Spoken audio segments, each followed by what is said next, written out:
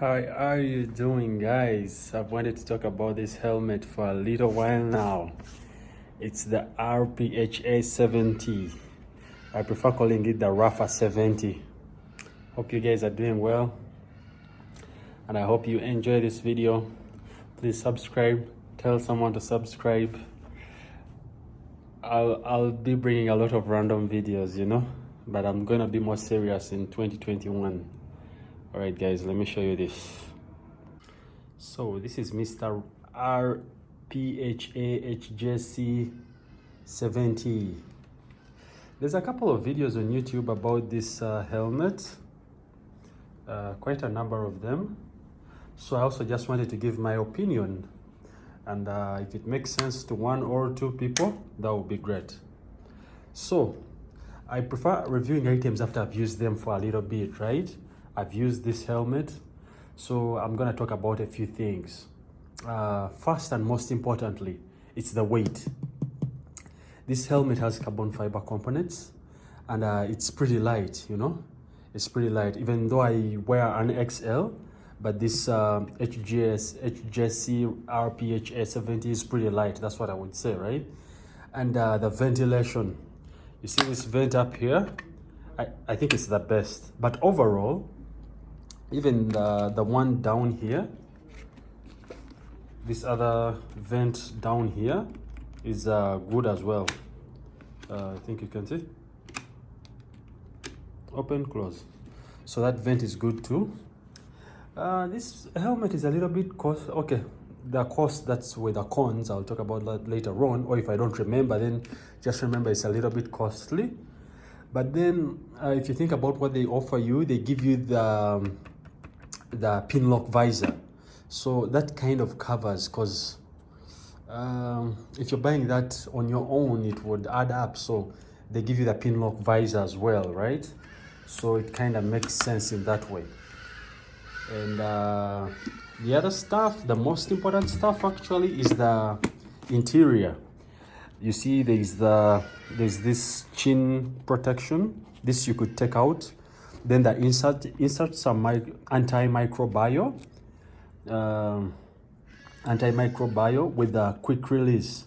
Like, I just hope I never get into an accident, because I know most people where I am right now, I don't think there's a lot of people who get access to helmets like this, right? Because I'm in Africa at the moment. So, like, I want you to get me right. Like, people have helmets, but riding around and traveling around, I rarely see people that are willing to spend that much on this kind of helmet. So what I'm trying to say, if you got into an accident, it wouldn't be that quick for people to think of like, oh, I can pull these things out easily. Because most times, if you don't use anything, even if you are in an environment where people use that kind of item a lot, but if a specific person doesn't know about it, it may be hard.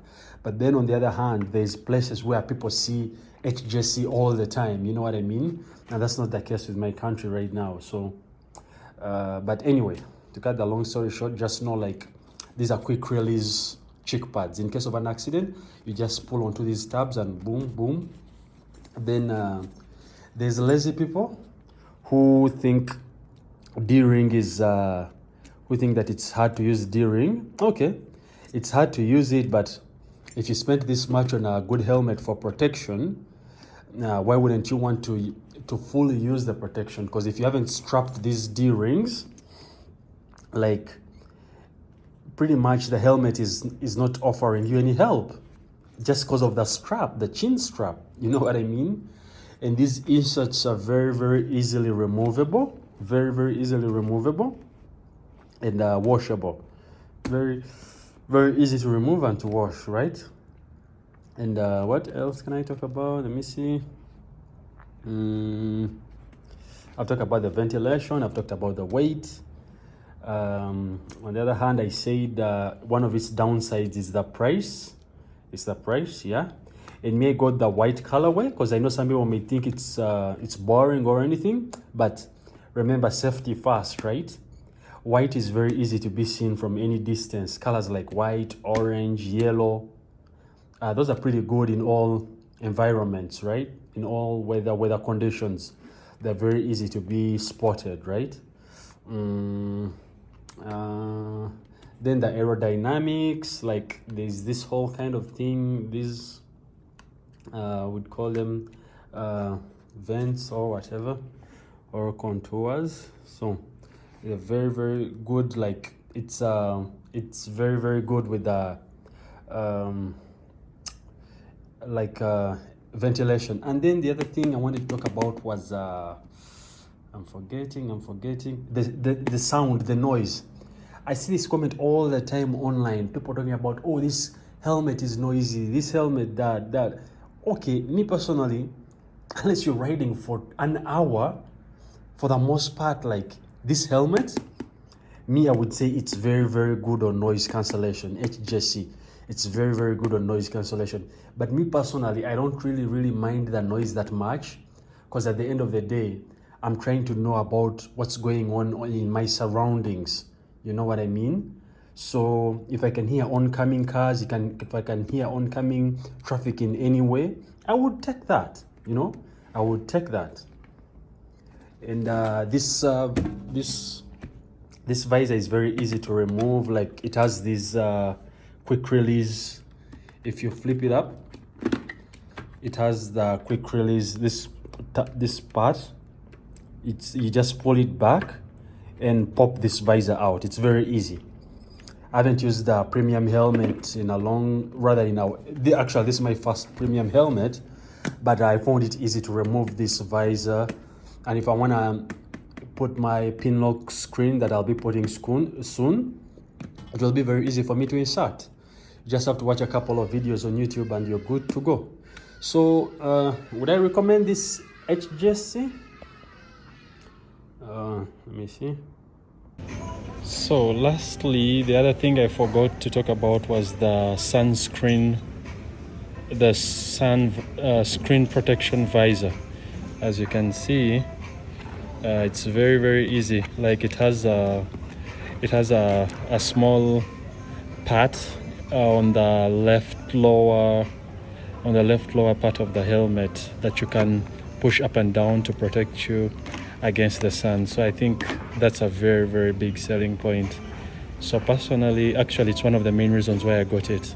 It's because it had this, and I saw other expensive helmets that didn't have the sun protection. So I considered HJC and a few other brands that had this option. As you can see, it has this and then it has that.